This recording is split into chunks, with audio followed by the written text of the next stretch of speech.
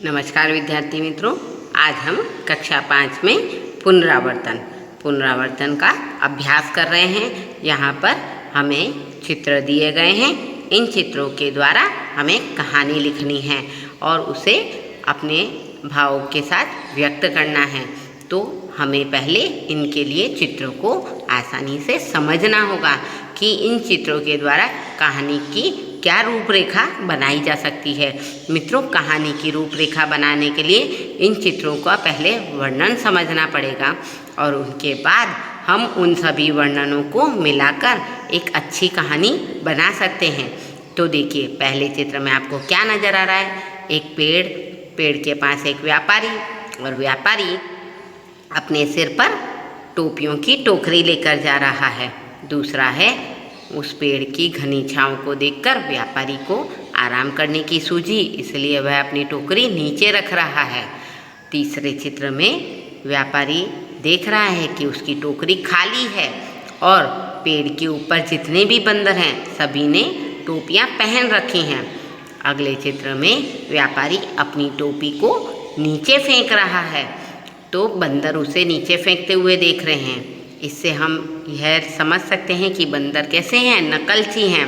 देखिए, चित्र 5 में बंदर अपनी अपनी टोपियाँ भी व्यापारी के तरह नीचे फेंक रहे हैं। तो बंदर कैसे होते हैं? नकलची होते हैं।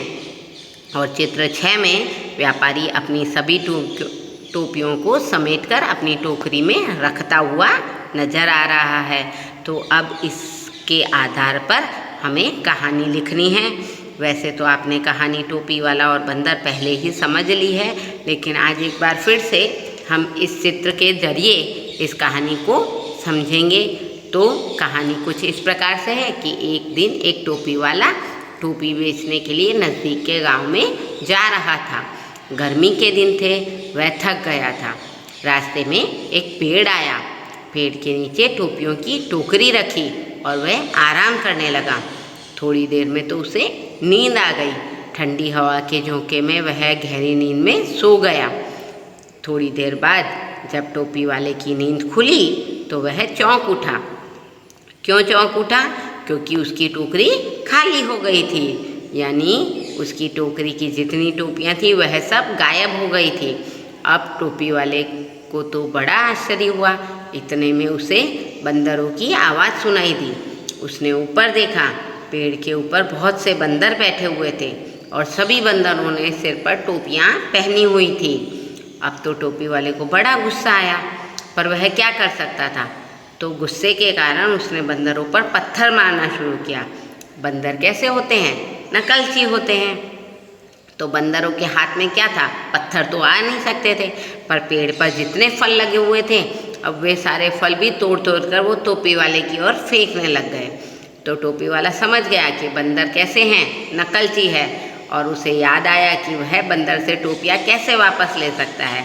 तो उसने अपने सिर से टोपी उतारी और उसे ज़मीन पर फेंक दी। नकलची बंदरों ने भी ये देखा और उन्होंने भी अपने अपने सिर की टोपियाँ उतार कर फेंक दी।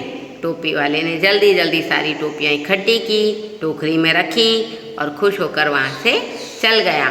तो इस प्रकार टोपी वाला और बंदर, ये इस कहानी का शीर्षक है। और इस शीर्षक के साथ साथ हमें इस कहानी से ये सीखना को मिला कि मुसीबत के समय हमें अक्ल से काम लेना चाहिए, यानी मुश्किल आए पर हम बुद्धि के प्रयोग से सभी मुश्किलों को दूर कर सकते हैं। अगला प्रश्न है, निम्नलिखित शब्दों को शब्दकोश के क्रम में लिखना है। तो साईं, साधु, सार, संपत्ति, साहस, सत्यव्रत, संजोग। अब यहाँ पर जो अनुस्वार वाले शब्द होते हैं, मैंने आपको शब्दकोश के क्रम के अनुसार में सिखाया था। अनुस्वार वाले शब्दों को पहले लिखा जाता है। तो संजोग, फिर संपत्ति, सत्यव्रत, साईं, साधु, सार और साहस। तो इस प्रकार हमने निम्नलिखित शब्दों को शब्दकोश के क्रम में रख दिया है। अगला प्रश्न है, पढ़िए और अपनी कॉपी में लिखिए। तो यहाँ पर कुछ संयुक्ताक्षर हमें दिए गए हैं। इन संयुक्ताक्षर शब्दों को हमें अपनी कॉपी में यानी अभ्यास पुस्तिका में लिखना है। तो पहला संयुक्ताक्षर, इसका उच्चारण किस प्रकार से होता है? यह ध्यान रखने के लिए इसे पढ़ना है। तो संयुक्ताक्षर में जो दोनों शब्द होते हैं उन दोनों शब्दों का उच्चारण होता है। तो यहाँ पर देखिए, सिद्धार्थ, अच्छा, मक्खन, चिट्ठी, मच्छर, मक्खी, शुद्ध, चिन्ह, द्वार, ख्याति, उद्देश्य और मिट्टी। तो इस प्रकार हमने जो जो शब्द संयुक्ताक्षर के शब्द पढ़े, इनमें जो जो संयुक्ताक्षर थे उनमें दोनों शब्दों का उच्चारण आता है। तो इस प्रकार संयुक्ताक्षरों का हम उच्चारण करेंगे। अगला प्रश्न है, समझकर लिखिए। यहाँ पर लिंग पहचानने हैं। पहला है चित्र रिक्त स्थान में और दूसरा है सेठानी। तो सेठानी का लिंग परिवर्तन होता है सेठ। दूसरा है पुरुष का शब्द दिया गया है और दूसरा चित्र है स्त्री का। तीसरा है लड़की। तो लड़की का पुल्लिंग होगा लड़का। ऐसे ही ग्वाला शब्द दे रखा है, ग्वाला शब्द का स्त्रीलिंग शब्द होगा ग्वालिन। तो इस प्रकार हमने लिंग परिवर्तन कर दिया है। अब यहाँ अगला प्रश्न कह रहा है, वचन परिवर्तन करके वाक्य में प्रयोग कीजिए। तो पत्ता, पत्ता एक वचन शब्द है और इसका बहुवचन होगा पत्ते। तो पत्ता शब्द के लिए वाक्य है, यह पत्ता है, और पत्ते के लिए ये पत्ते हैं। गुब्बारा, तो यह गुब्बारा है, और गुब्बारे, तो ये गुब्बारे हैं। टोपी, तो यह टोपी है, और टोपियाँ, तो ये टोपियाँ हैं। केला, तो यह केला है, और केले, तो ये केले हैं। तो मित्रों, इस प्रकार हमने एक वचन का बहुवचन में प्रयोग करके इनके वाक्यों को बनाया है। अब अगला प्रश्न है, अधूरे वाक्य पूर्ण कीजिए। यहाँ ब्रैकेट में यानी कोष्ठक में कुछ क्रिया शब्द दिए गए हैं और कुछ सर्वनाम शब्द भी दिए गए हैं। जो सही क्रिया शब्द या सर्वनाम शब्द इन वाक्यों में आएंगे वह हमें लिखने हैं। तो प्रश्न 6 है, बच्चे खेल रहा है कि रहे हैं। तो बच्चे खेल रहे हैं। दूसरा है, दौड़ रहा है। तो घोड़ा या घोड़े, तो घोड़ा, घोड़ा दौड़ रहा है। तीसरा है, ये राजा है या ये राजा हैं। तो ये राजा हैं। फिर ब्लैंक है, मैं जा रहा हूँ। तो हम या मैं, तो मैं जा रहा हूँ।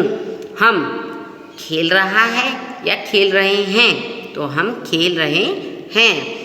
छठा है, रिक्त स्थान, किताबों में रामायण नहीं है। ये या इन, तो इन किताबों में रामायण नहीं है। सातवां है, रिक्त स्थान, लड़के ने लड्डू दिया।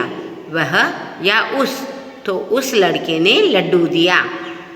आठवां है, हम कबड्डी खेलने रिक्त स्थान जाएंगे या जाऊंगा। तो जाएंगे। तो इस प्रकार आज हमने पुनरावर्तन का अभ्यास किया, इसे पढ़ा और समझा। धन्यवाद।